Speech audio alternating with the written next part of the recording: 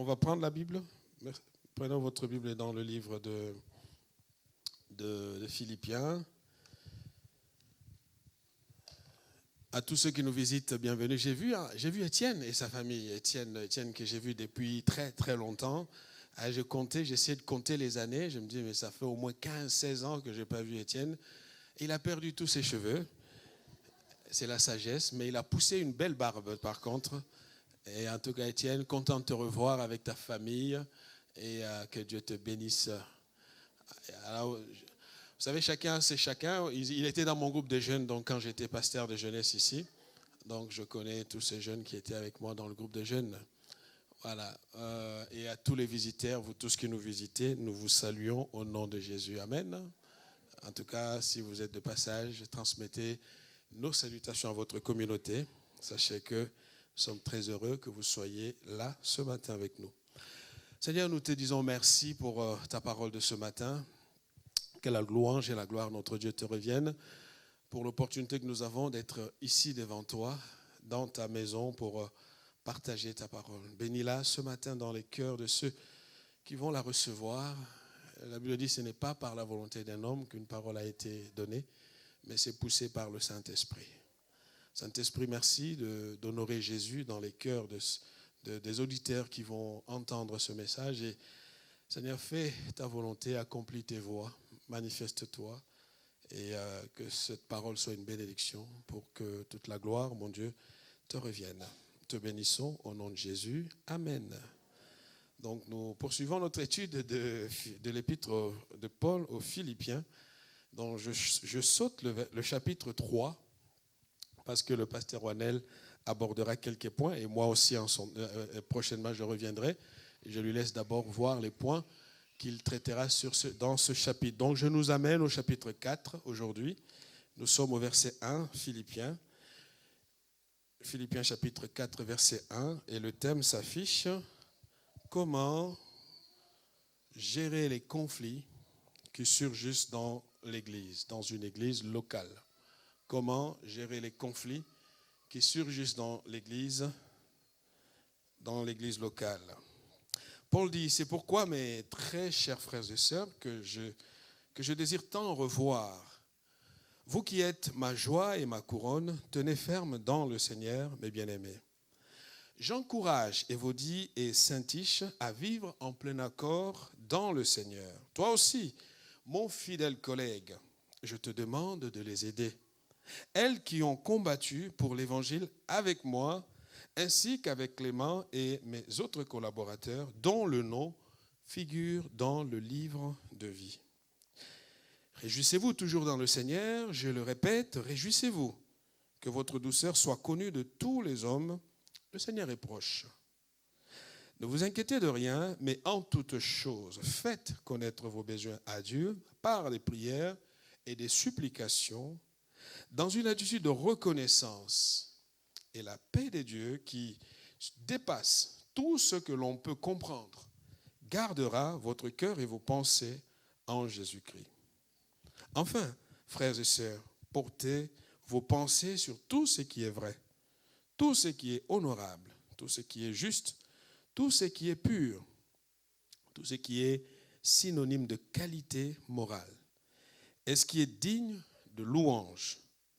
Ce que vous avez appris, reçu et entendu de moi, et ce que vous avez vu en moi, mettez-le en pratique, et le Dieu de paix sera avec vous.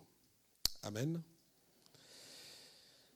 Nous poursuivons cette belle épître avec toute sa richesse, parce que dans cette épître de Paul aux Philippiens, nous l'avons vu qu'au chapitre 2, en tout cas, Paul a fait un plaidoyer pour que l'Église comprenne sa mission, cette mission qui est d'incarner ici dans ce monde l'espérance, la vie, parce que l'Église a été voulue par le Seigneur pour être lumière de ce monde et celle de cette terre. Et quand on met un thème comme « Comment gérer les conflits », quelques-uns pourraient être choqués et se dire « Mais est-ce que c'est vraiment vrai de parler des conflits dans l'Église ?» Parce que tous, parfois, nous abordons la réalité de l'Église avec cette idée que tout est pur, tout est propre, c'est l'endroit où les gens sont saints, sont gentils, ils aiment Dieu, ils prient en langue, ils attendent le retour de Jésus-Christ. Au fait, en d'autres termes, c'est comme si parmi les chrétiens, la pureté, la sainteté, la concorde, la joie étaient toujours d'actualité tout le temps. Mais malheureusement, peut-être que ça peut décevoir quelqu'un, j'aimerais simplement te dire que l'Église est sur la terre encore. L'Église, bien que n'étant pas de la terre, mais elle est encore sur la terre. Elle fait face aux réalités de la terre, aux réalités d'aujourd'hui. L'Église n'est pas encore partie dans la gloire pour être avec le Seigneur le jour de la rencontre. Et parce qu'elle est sur terre et elle est composée d'hommes et de femmes imparfaits, bien que parfaits en Christ, vous savez, la Bible nous sommes des saints. C'est pas qu'en nous ne commettions plus de péché, mais la sainteté de Jésus nous a été attribuée, nous a été reconnue, nous a été donnée. Et chacun sait qu'il y a tellement du boulot, il y a tellement du travail. Quand on se regarde et quand on regarde sa marche personnelle, on se dit, Seigneur, il y a encore des choses à changer. Et la réalité prouve que les conflits sont partout, y compris dans l'Église. Les conflits sont partout, même dans l'Église. Peut-être ce matin, tu es arrivé dans l'Église, mais il y a quelqu'un à qui tu n'adresses pas la parole, mais qui est dans la même Église. Et nous venons de prendre la Sainte Seine, nous nous sommes levés. Nous avons pris un seul corps. Nous avons pris part à la même coupe. Mais en réalité, il y en a deux qui ne se parlent pas, mais qui sont dans la même Église. Ça c'est un exemple pour te montrer que on est dans ce monde mordu par le mal, dans ce monde qui se cherche et qui a besoin d'espérance. L'Église est encore sur la terre, comme je disais. À qui la faute? Justement, on peut toujours charger le coupable idéal, c'est Satan. C'est la faute de Satan, c'est le diable, c'est l'ennemi, c'est lui qui me combat. Mais parfois, quand on veut gérer les conflits qui existent, il est important de ne pas chercher à qui est la faute, justement. Parce que la faute est à personne, la vie est faite des conflits. Le premier des conflits, c'est qu'avec Dieu, nous sommes en conflit. Raison pour laquelle, à chaque fois que nous péchons, le Saint-Esprit nous reprend et nous nous sentons mal et nous allons demander pardon. La vie, le conflit, il est partout. Le problème, ce n'est pas l'existence du conflit, mais il nous faut travailler à la résolution des conflits. Amen. C'est ce que Paul dit ici. Il dit, j'exhorte, j'encourage. Paul ne condamne pas le fait qu'il y a un conflit dans l'Église entre Évodie et Syntyche. Ce sont des choses qui arrivent. Lui-même, Paul, avait un désaccord avec Jean-Marc. Ils ne se sont pas entendus. Paul avait parfois un tempérament qui était fort, très parfois direct avec l'apôtre Pierre, pardon. Il lui a parlé avec sévérité, mais là n'est pas le problème. Ce qui compte, chers amis, c'est que le conflit soit résolu. Il dit, j'encourage, j'exhorte. J'exhorte Évodie, j'exhorte Syntyche à vivre en accord, en plein accord dans le Seigneur. Vous savez, quelques points importants peut-être pour que nous comprenions l'importance de la gestion de conflits. La première chose qu'on peut se dire, c'est qu'il n'y a pas de perdant ni de gagnant dans un conflit. Amen. Je reprends. Il n'y a pas de perdant ni de gagnant dans un conflit. Surtout lorsque cela touche les gens qui travaillent ensemble, les gens qui évoluent ensemble, les gens qui adorent Dieu ensemble, les gens qui appartiennent à la même famille spirituelle. Tant qu'on cherche des gagnants et des perdants, on s'éloigne de la vérité. Le conflit n'est pas une compétition où l'autre arrive avec l'idée Je vais lui prouver que j'avais raison et donc moi je vais gagner. Et malheureusement, dans les églises, on voit ces choses-là. C'est moi qui ai raison, il a tort. Et tant que chacun campe sur sa position, il ne se passera rien. Pour le bien de tous, pour le bien de l'ensemble, pour le bien de la communauté, nous avons besoin d'avancer, d'être en mouvement. Un exemple qui peut nous montrer qu'au fait, quelqu'un qui est sur un vélo, s'il n'avance pas, qu'est-ce qui se passe? Il tombe. Et pour qu'il ne tombe pas, il faut du mouvement. Il faut avancer. Voilà pourquoi la parole de Dieu nous invite justement à travailler pour que le conflit soit résolu. Vous savez, c'est comme un volcan. Le volcan finit toujours par exploser. Il finit toujours par exploser. Il en est de même d'un conflit parfois que, ah non, tu sais, je suis un enfant des dieux, je ne vais pas, je ne dirai rien, mais justement, tant que je ne dis rien, ça boue, ça chauffe, ça monte, ça travaille au fond de moi. Et certaines personnes, encore, on se rêve utopique de croire que là où il y a les chrétiens, il n'y a pas de problème. Mais pas ici, si vous avez compris que... Ah non, mais nous sommes les enfants de Dieu. Nous sommes des chrétiens. Donc, parmi nous, il n'y a pas de problème. Et d'autres encore, si tu continues à changer d'église parce qu'il y a des problèmes, tu changeras toujours des églises toute ta vie. La solution n'est pas dans le changement d'église parce qu'il y a un problème. S'il y a un problème de doctrine, là oui. S'il y a un problème de direction claire, là oui, mais ce n'est pas parce que tu ne t'entends pas avec quelqu'un. Parce que quand l'apôtre Paul parle à ses deux sœurs, il leur dit, je vous exhorte, je vous encourage à travailler, à être de plein accord dans le Seigneur. On reviendra sur cela. D'abord, quels sont les aspects négatifs d'un conflit? La parole de Dieu nous dit dans Proverbes chapitre 6, versets 14 à 15, prenez votre stylo, on va voir quelques aspects négatifs du conflit. Il est dit dans Proverbes, la perversité est dans son cœur. Il médite constamment le mal, il provoque des conflits. C'est pourquoi la ruine le surprendra soudain. Tout d'un coup, il sera brisé sans remède. Proverbe 28, versets 25 à 26. L'homme trop ambitieux pousse au conflit. Vous savez, il y a des gens qui sont toujours comme ça. Hein? Mais c'est celui qui se confie en l'Éternel qui sera comblé. Celui qui a confiance en son propre cœur est stupide. Mais celui qui marche dans la sagesse sera délivré. Proverbe 18, versets 6 à 8.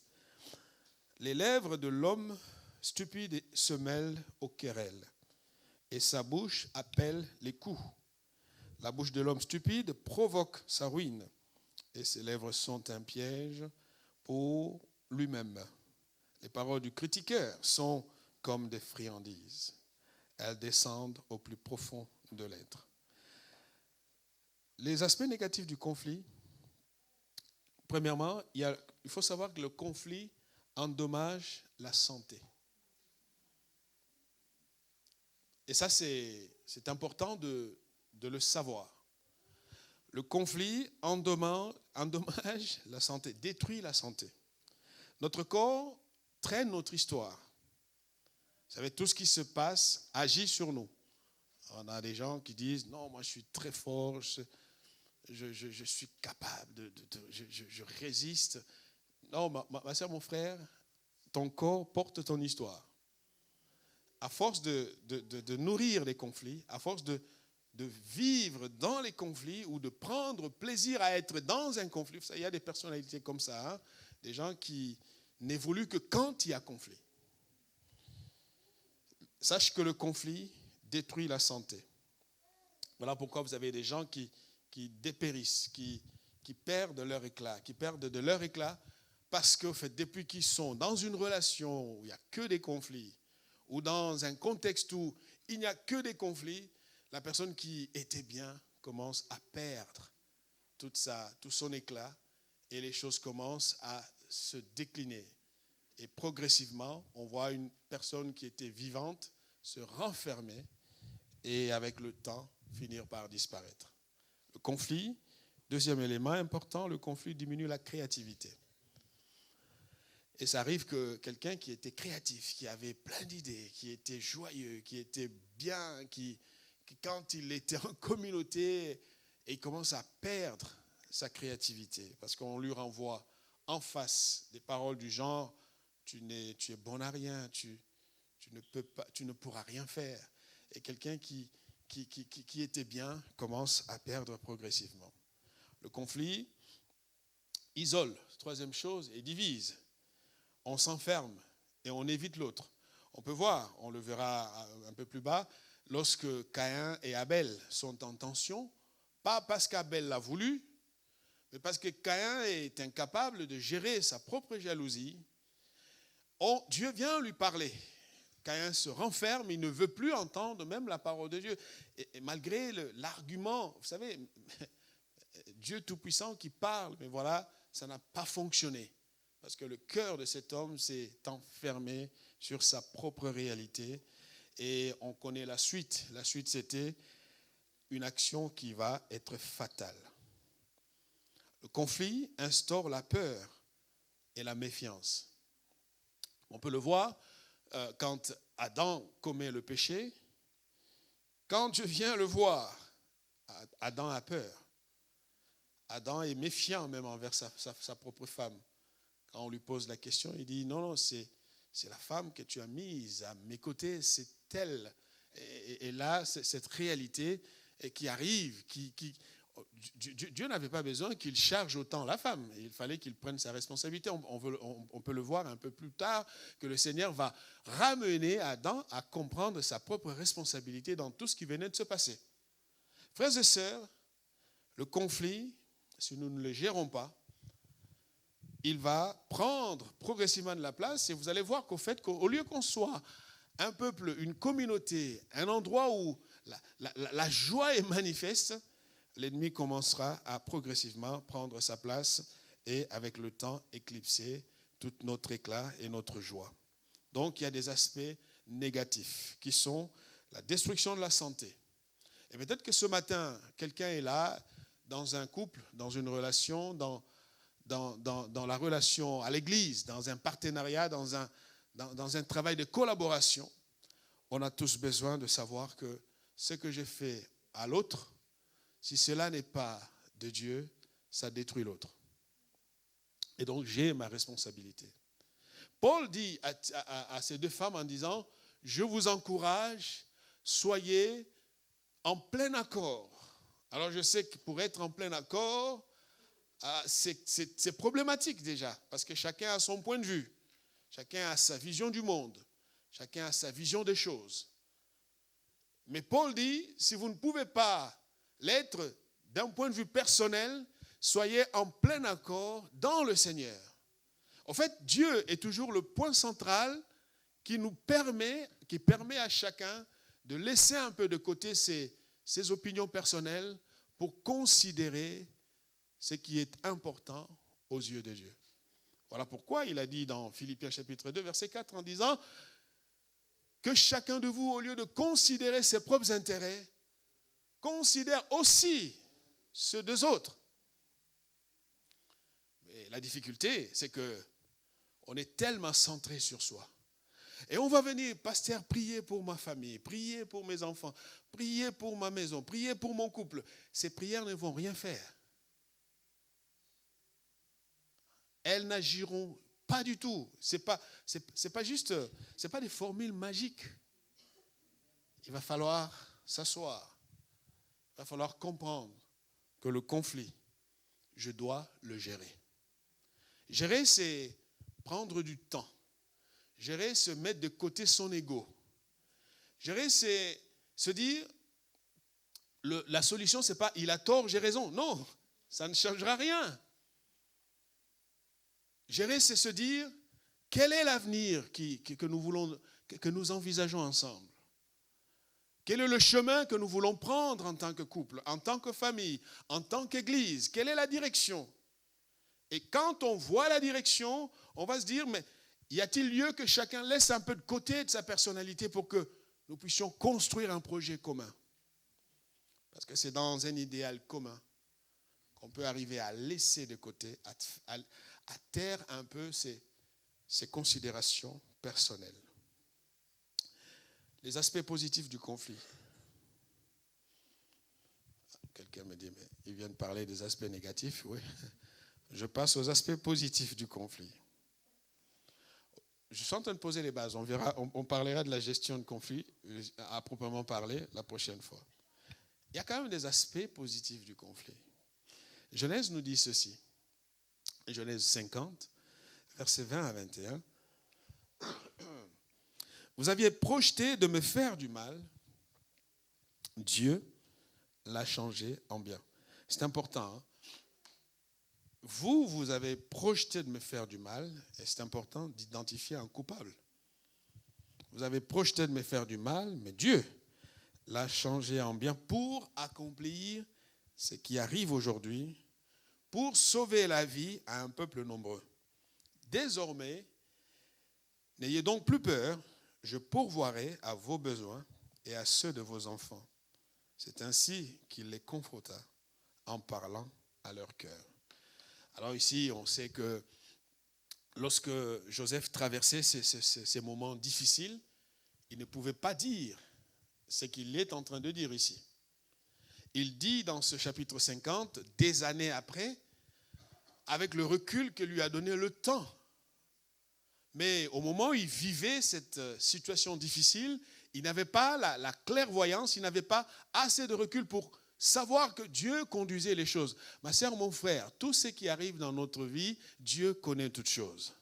La Bible dit dans Romains chapitre 8, verset 28, « Toutes choses concourent au bien de ceux qui aiment Dieu. » Et j'aime une version qui dit, « Les intentions bienveillantes de Dieu sont à l'origine de tout ce qui nous arrive. » Même si dans l'immédiat, je ne comprends rien, même si sur le champ, cette situation difficile m'éprouve, m'épuise, me fait pleurer, mais Dieu peut la permettre parce qu'il veut nous aider à grandir. Il veut nous aider à nous développer. Il veut nous aider à comprendre dans quelle direction il nous veut. Vous savez, le conflit peut servir de révélateur pour quelque chose que nous ignorons. Il y a un conflit qui arrive et puis on se dit, mais s'il n'y avait pas ce conflit, s'il n'y avait pas cette situation qui vient d'arriver, je n'aurais pas connu le cœur de cette personne. Parce que tant que tout était formidable, joyeux, bien, chacun se cachait dans une forme d'hypocrisie. Mais heureusement que cette situation arrive. Seigneur, merci. Ça fait mal, mais merci. Frères et sœurs, nous ne grandissons pas quand ça va bien. Nous grandissons quand ça fait mal. Quand ça pique. Ça vient solliciter en nous un côté qui s'appelle la maturité. Il y a des choses qui sont cachées, et elles le sont, parce que les relations humaines sont comme ça. Avant, on ne sait pas. Paul dit, Paul explique au pasteur de cette communauté en disant, toi aussi, fidèle collègue, il dit, ces deux femmes, elles ont travaillé avec moi. Avant, tout se passait bien. Paul a implanté des églises. Elle a travaillé avec ces deux femmes extraordinaires. D'ailleurs, l'apôtre a beaucoup de respect pour elles, pour le travail qu'elles ont abattu à ses côtés. Mais un conflit arrive pour parfois jeter de la lumière sur certains points que nous ne voyons pas toujours. Ce matin, peut-être que tu es dans l'église, découragé, fatigué, abattu, incapable de faire confiance. Parce que tellement que Les gens autour de toi t'ont déçu. Les gens en qui tu as placé ta confiance t'ont mal payé. J'aimerais simplement te dire, tout concourt au bien de ceux qui aiment Dieu. Bénis l'Éternel pour ce qui se passe. Bénis Dieu pour ces situations difficiles. Le conflit peut favoriser la maturation.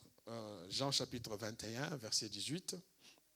C'est Jésus qui parle. Il explique un point très intéressant, à la fois douloureux à entendre, mais indispensable.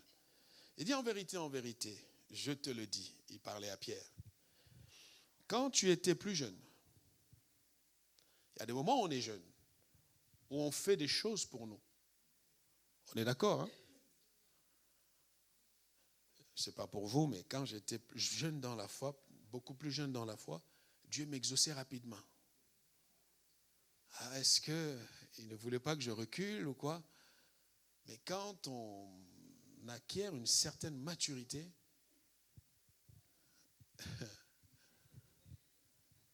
parfois tu pries, tu jeûnes vraiment zéro, silence. Tu te dis, est-ce que je n'ai pas assez prié, je n'ai pas assez jeûné? Ce n'est ni l'un ni l'autre. C'est juste, Dieu est en train de te conduire dans un processus de maturité. Parce que si, quand tu claques tes doigts, on te serre, tu confondras, tu crois que la vie c'est comme ça. Amen. Quand tu étais jeune, tu mettais toi-même ta ceinture et tu allais où tu voulais. Mais quand tu seras vieux, tu tendras les mains et c'est un autre qui t'attachera, qui attachera ta ceinture et te conduira où tu ne voudras pas. Ici, allez, remettons les choses dans son contexte. Le Seigneur est en train de dire à Pierre, écoute, quand vraiment tu dépendras du Saint-Esprit, tu seras totalement consacré, tu ne seras plus maître de tes choix. Quelqu'un d'autre sera maître de tes choix. C'est un peu l'image entre quand on est charnel et quand on est spirituel. Celui qui est spirituel ne contrôle rien. C'est Dieu qui contrôle tout. Et il envoie, il le fait faire parfois des choses contre sa volonté. Ce ne sont pas des choses qui sont forcément péchées. Amen. Conflit, son importance, ça nous aide à la maturité. Quels sont les facteurs qui aggravent le conflit? On dit qu'il faut les gérer, mais il y a des facteurs qui les aggravent. Proverbe 10, verset 23. Commettre le crime paraît un jeu à l'homme stupide, mais la sagesse appartient à l'homme intelligent. Proverbe 20, verset 3. C'est une gloire pour l'homme de s'abstenir des querelles, mais tout insensé se livre à l'emportement. Quelques points à noter. Il faut éviter, parce que c'est un peu comme dans le couple, dans l'église, mon responsable d'activité, le responsable de tel autre département, je l'avais dit, hein, même dans l'église, il y a des conflits. Moi, j'ai vu dans l'église, dès que quelqu'un touche, on sait que si c'est lui, on va boycotter. Et c'est triste. Ah, vous voyez, on est silencieux. Hein? Ça se passe dans les églises. Peut-être pas ici, mais je connais des églises parfois où je suis passé. Dès que c'est lui, plus personne ne se montre. Ah, c'est lui qui gère ça, je ne viens plus.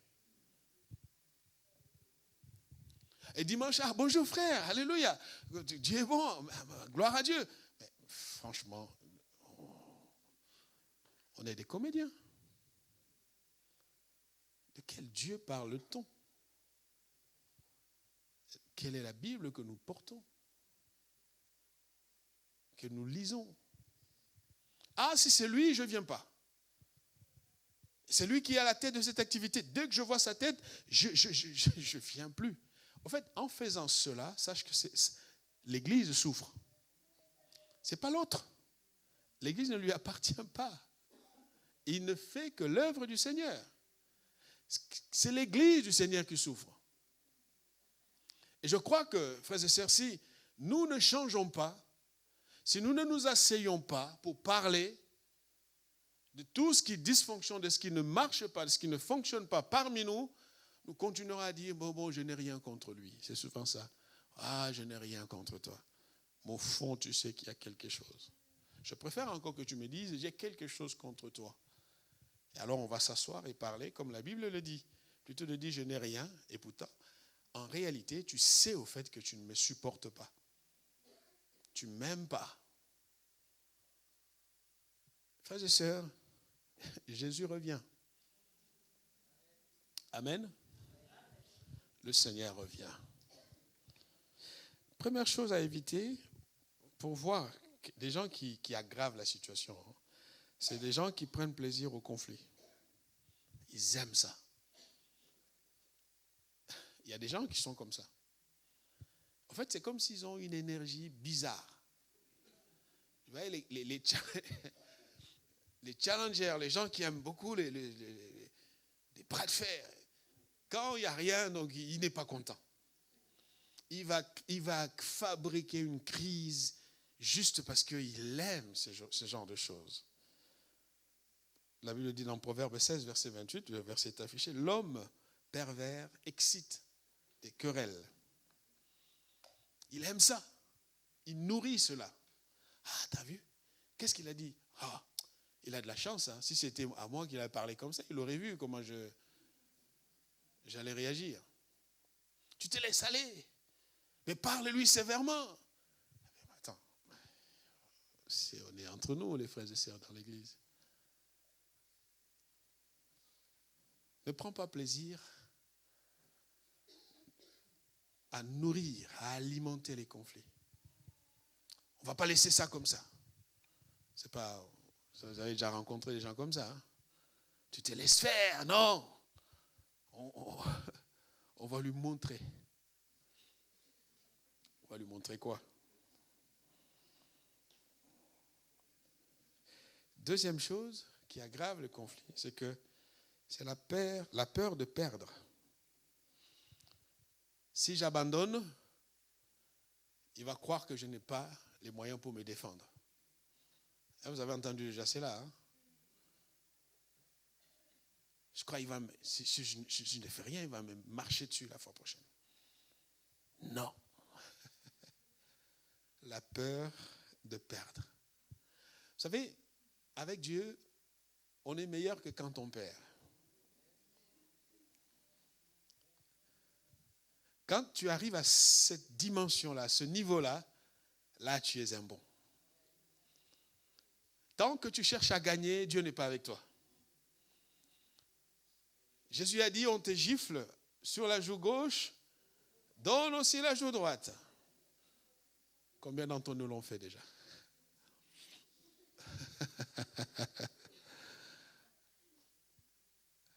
La peur de perdre. Philippiens chapitre 3. J'aime ce que Paul dit.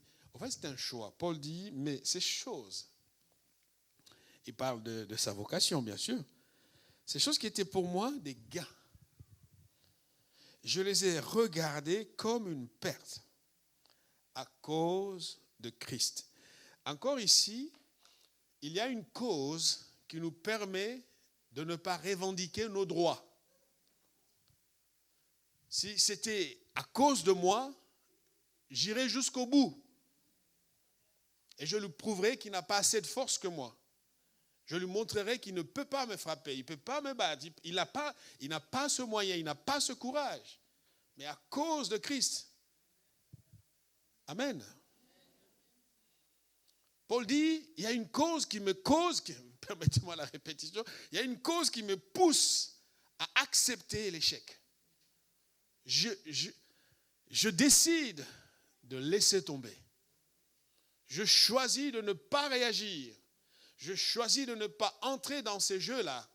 Je choisis de me taire. Je choisis de laisser passer.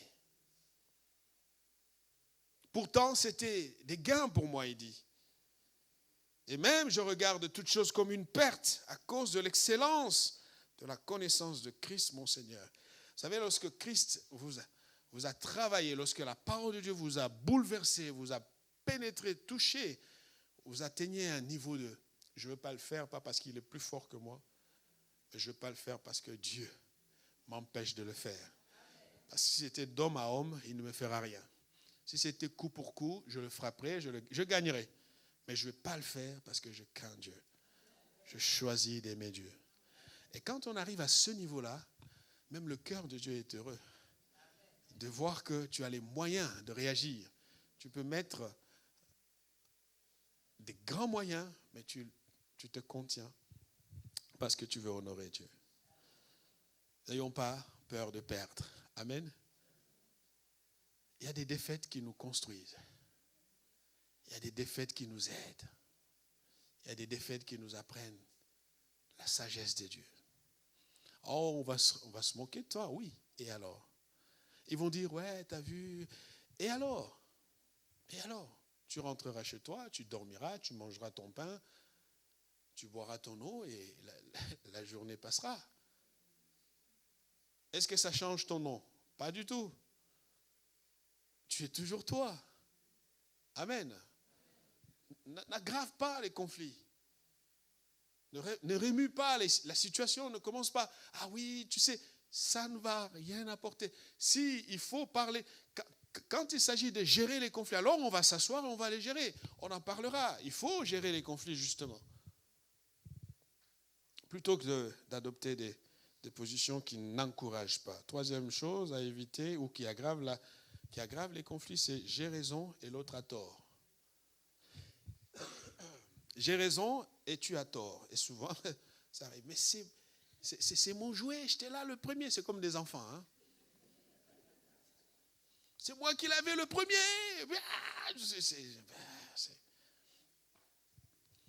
J'ai raison et il a tort. T'as vu? Tu gagnes quoi en ayant raison? Amen. Qu'est-ce que tu gagnes en ayant raison? Philippiens nous dit, chapitre 2, verset 4, que chacun de vous, je l'ai cité, au lieu de considérer ses intérêts, considère aussi ceux des autres. Si tu prenais le temps de te dire, il y a un différend entre ma soeur et moi, entre mon frère et moi, mais je vais essayer de me mettre aussi à sa place. Amen. Essaye de sortir un peu de ton univers, mets-toi à la place de l'autre. Un tout petit peu. Je sais que ça demande beaucoup de travail au niveau de notre cerveau et tout, mais ne crois pas que tu es le seul à vouloir vivre dans ce monde. L'autre aussi a des raisons de vivre. Vous savez, c'est un peu la mentalité des enfants. Hein. Quand ils ont quelque chose, oh non, tu ne touches pas.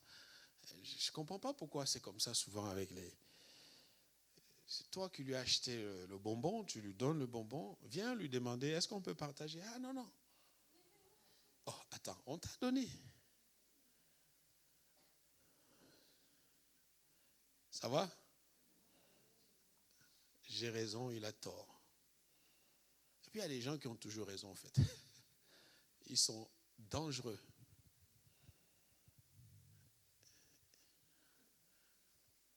J'ai raison. Quand est-ce que tu vas t'asseoir et te dire,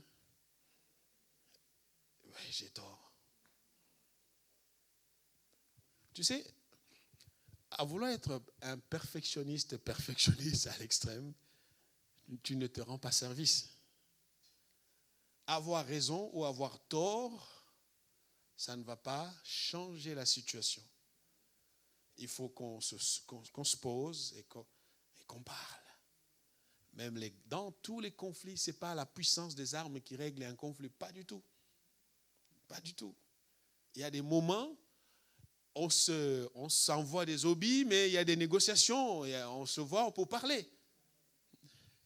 C'est la parole, le dialogue qui règle la situation. Et quand on va se poser pour régler la situation, on doit prendre en compte tous les intérêts possibles pour trouver un terrain commun.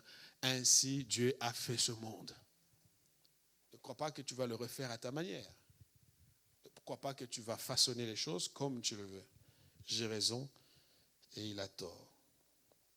À l'église, hein? Donc on va faire attention avec tous ceux qui ont toujours raison à l'église. Hein? Ça va? Ah, vous n'êtes pas d'accord, c'est pas grave. On va faire attention avec tous ceux qui ont toujours raison. On veut avoir des gens humbles, simples. La question, ce n'est pas d'avoir raison. La question, c'est qu'on avance ensemble. La question, ce n'est pas de tu as tort. Et alors, s'il a tort, ça va changer quoi? C'est ma sœur, c'est mon frère. On est dans la même église. La question, c'est que Christ soit glorifié par notre comportement. C'est que l'évangile puisse avancer, que des vies soient transformées, que Dieu soit honoré par notre manière de vivre. La raison d'un homme, c'est quoi? C'est rien du tout. Quatrième chose, et ça c'est peut-être la plus dangereuse, je suis dans mon droit. Ah, vous savez, c'est peut-être une phrase extrêmement dangereuse. Quand quelqu'un s'estime être dans son droit, il nie le droit de l'autre. Et c'est dangereux. Exemple concret. Nous avons Caïn et Abel. Genèse 4, versets 3 à 5. Au bout de quelques temps de la Bible, Caïn fit à l'Éternel une offrande des fruits de la terre, et Abel de son côté. Alors, est-ce qu'ils étaient là tous ensemble au même moment? Les dessins parfois qu'on met sont parfois un peu compliqués. Il était de son côté. En fit une des premiers-nés de son troupeau et de leur graisse. L'Éternel porta un regard favorable sur Abel et sur son offrande. On l'a déjà dit longtemps, on a prêché déjà sur ce texte-là ici. Au fait, Dieu n'avait jamais fixé les conditions de l'offrande. Tout ce qui se dit souvent par les prédicateurs, c'est que des commentaires. On n'offre que ce qu'on a. On ne peut pas offrir ce qu'on n'a pas. Donc les critères, les interprétations, c'est totalement des trucs fabriqués. Chacun a donné ce qu'il avait. Raison pour laquelle même lorsque la tension commence, Dieu vient voir, Dieu vient raisonner Caïn. Qu'est-ce qui se passe? À chacun son tour. Je peux exaucer qui je veux quand je veux. Tu n'as pas le droit de te mettre dans cet état. Dieu ne fixe rien au début. Mais il ne porta pas un regard favorable sur Caïn et sur son offrande. Caïn fut très irrité. Et son visage fut abattu. La suite, on le sait. Dieu essaye de désamorcer la bombe qui arrivait. Il lui dit, fais attention, il lui parle. Caïn reste silencieux. Pourquoi? Il se sentait dans son bon droit d'être exaucé. Pourquoi lui et pas moi? Qu'est-ce qui fait que lui soit meilleur que moi? Qu'est-ce qu'il a de plus que moi? Et maintenant qu'il est exaucé, moi je ne suis pas exaucé. Comment est-ce que je vais vivre moi maintenant? On peut se lancer. Vous savez, la suite a montré qu'au fait, le cœur de Caïn avait commencé par nier son frère. Et comme il a nié, il ne voulait pas de lui, il ne l'a pas considéré comme un être méritant la vie. Il est passé à l'acte d'après, il a tué. Tant qu'on est dans son bon droit, c'est mon droit. Je suis le mari, il est la femme. La Bible dit, femmes, soyez soumises, surtout les chrétiens. Hein? Je suis le chef. Il doit écouter. Tant qu'on en est là, un chef ou pas chef, ça te donnera quoi? Et quand on regarde le véritable chef Jésus-Christ, comment il a fait, c'est ce qu'on appelle, au fait, un vrai chef, c'est celui qui est au service. Ce n'est pas celui que l'on sert. Je suis dans mon droit. Tu peux te battre, tu peux continuer à garder ton droit, mais ton droit ne va rien changer. Ce qui va aider à ce que la situation change, c'est que nous puissions tous nous asseoir et avancer. Amen. Voilà, ces 3 éléments sur lesquels je voulais introduire notre message aujourd'hui. La prochaine fois, on va parler maintenant de comment gérer un conflit, qu'est-ce qu'il faut pour le gérer. Donc, je voulais poser ces bases. Rappelez d'abord que les conflits sont négatifs, les aspects négatifs d'un conflit et les aspects positifs de conflit. C'est pour ça que j'ai exhorté quelqu'un que souvent, Dieu permet qu'une chose arrive pour nous faire vivre une nouvelle chose. La vie, c'est comme ça. Tu as été déçu, brisé, un contexte complexe, compliqué. Parfois, tu te poses des questions, tu n'as pas de réponse, mais Dieu veut que tu sois en mouvement. Et puis, il y a des situations qui aggravent un conflit. Donc, des attitudes qui aggravent un conflit. Et nous les avons citées. J'ose croire que quelques éléments vont rester dans notre tête. Et si vous êtes là en famille, vous êtes là en tant que communauté, nous sommes là en tant que communauté, nous avons besoin de nous dire quel est le projet commun que nous avons. Si nous avons toujours un rêve commun, alors chacun de nous mettra du sien pour construire une communauté en bonne santé. Paul dit, j'encourage, je termine par ce verset, j'encourage Évodie et Syntyche à vivre en plein accord. C'est un encouragement, c'est une exhortation. Ma sœur, mon frère, dans ta famille, Dieu te dit ce matin, il t'encourage à vivre en plein accord. Si l'autre n'offre plus des garanties nécessaires, il y a lieu de se reposer en Christ. Christ, notre roi, Christ notre Seigneur, Christ notre Sauveur, peut être la référence qui crée notre lien d'unité. Mettons de côté nos priorités personnelles. Mettons de côté le fait j'ai raison, il a tort, ça ne va rien changer. Tu détruis tes enfants parce que tu te dis j'ai raison, il a tort. Mais ça va. Regarde, depuis que tu dis cela, qu'est-ce que ça a rapporté de mieux? Qu'est-ce qui se passe? Rien. Ce matin, le Seigneur t'interpelle. Ce qui compte, c'est qu'il faut que tu cherches à vivre d'un commun accord. Et un point important, Paul dit, demande au pasteur de cette communauté, il dit, toi aussi, fidèle collègue, je te demande de les aider.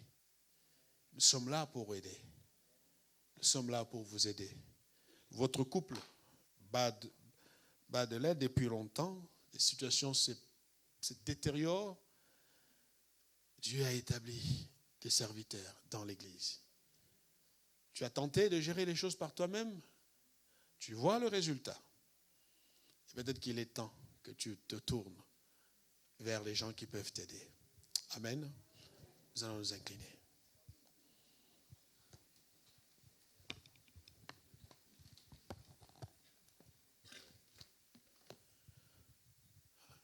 Pendant ces quelques minutes, je t'exhorte simplement à faire une prière comme tu l'entends, comme tu veux.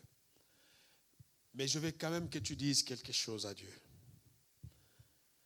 Ce message est donné de manière générale, à la fois pour les personnes, pour l'Église, pour les relations partout. Le Seigneur sait pourquoi tu devais entendre cette parole. Et en retour, tu vas lui parler. Dis-lui quelque chose. Même en murmurant très légèrement. Même en parlant intérieurement. Mais dis quelque chose à Dieu.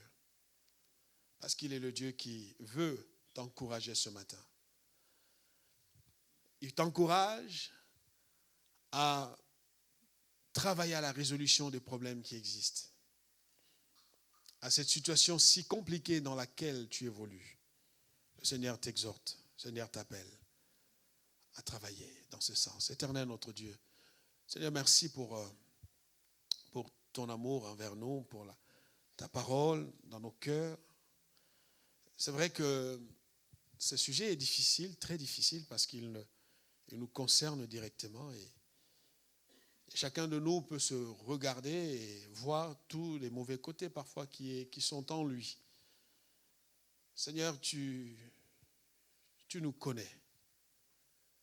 Nous ne pouvons pas continuer à faire des fausses, à prendre une apparence et à être, Seigneur, dans une posture mais tu veux questionner l'intériorité de notre cœur. Aide-nous, Seigneur. Aide-nous. Aide-nous à prioriser ce qui t'honore, ce qui te donne gloire. Enlève, Seigneur, le trop d'orgueil qui est en nous, Seigneur. Trop de fierté qui est en nous. On ne veut pas perdre. On est tout le temps comme dans un combat et on est épuisé à force de faire des choses pour toujours montrer, prouver, démontrer. Seigneur, nous voulons simplement être. Ce matin, viens toucher notre cœur. Viens nous encourager à travailler sur nous-mêmes. Viens nous aider à être un peuple qui honore ton nom. Viens nous fortifier. Parce qu'il y a des évodis parmi nous, il y a des saintiches parmi nous. Pourtant, nous avons le même Dieu. Nous avons la même Église. Nous avons le même Saint-Esprit. Nous avons le même Sauveur Jésus-Christ. Nous prions ensemble. Nous prenons la même Sainte Seine. Oh Dieu, s'il te plaît, viens. Viens nous aider ce matin. Au nom de Jésus. Amen.